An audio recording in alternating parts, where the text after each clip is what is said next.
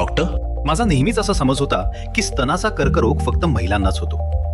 पुरुषांनाही स्तनाचा कर्करोग होऊ शकतो का? हो, जरी हे दुर्मिळ असले तरी पुरुषांनाही स्तनाचा कर्करोग होऊ शकतो. स्तन कर्करोगाच्या सर्व प्रकरणांपैकी सुमारे 0.5 ते 1% प्रकरणे पुरुषांमध्ये आढळतात. म्हणजे तो दुर्मिळ आहे, पण अशक्य नाही. हे दुर्मिळ असल्यामुळे बरेच लोक सुरुवातीची लक्षणे दुर्लक्ष करतात. त्या विलंबामुळे आजार प्रगत अवस्थेत पोहोचू शकतो. जागरूकता खूप महत्वाची आहे.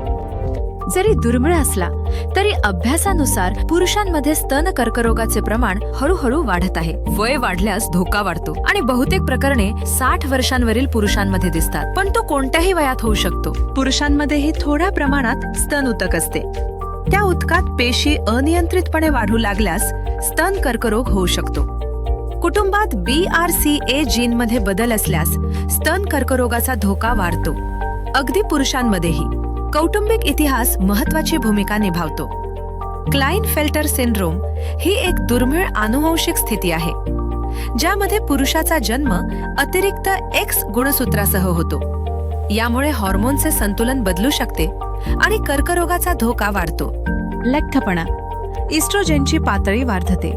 काही औषधे जी हार्मोनवर परिणाम करतात. छातीवर दिलेले रेडिएशन उपचार, हार्मोन संतुलनावर परिणाम करणारे यकृताचे आजार, वाढते वय, हे सर्व घटक हार्मोनवर परिणाम करून धोका वाढवू शकतात. छातीमध्ये गाठ किंवा जाडी वाढणे, निप्पलमधून स्त्राव, त्वचेवर खरगे पडणे किंवा लालसरपणा, निप्पल आत ओढले जाणे, बगलेतील लसिका ग्रंथी सुजणे.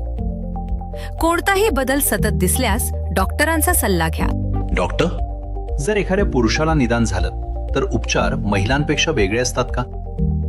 उपचाराची पद्धतही जवळजवळ तशीच आहे. उपचारांमध्ये समाविष्ट असू शकते शस्त्रक्रिया, बहुतेक वेळा सुधारित radical mastectomy, radiation therapy, hormone therapy, काही प्रकरणांमध्ये केमोथेरपी. उपचार योजना कर्करोगाच्या प्रकार आणि टप्प्यावर अवलंबून असते. सर्वात महत्वाचं लक्षात ठेवायचं म्हणजे हेच: स्तनाचा कर्करोग हा फक्त महिलांचा आजार नाही. पुरुषांनीही जागरूक राहायला हवं. लवकर निदान, परिणाम सुधारतो. खूपच अशीच जागरूकता पसरते. याबद्दल बोलून तुम्ही पुरुष असाल किंवा महिला, स्वतःच्या शरीराची ओळख ठेवा. अस्वाभाविक बदलांकडे दुर्लक्ष करू नका. लवकर निदान केल्यास जीव वाचू शकतो.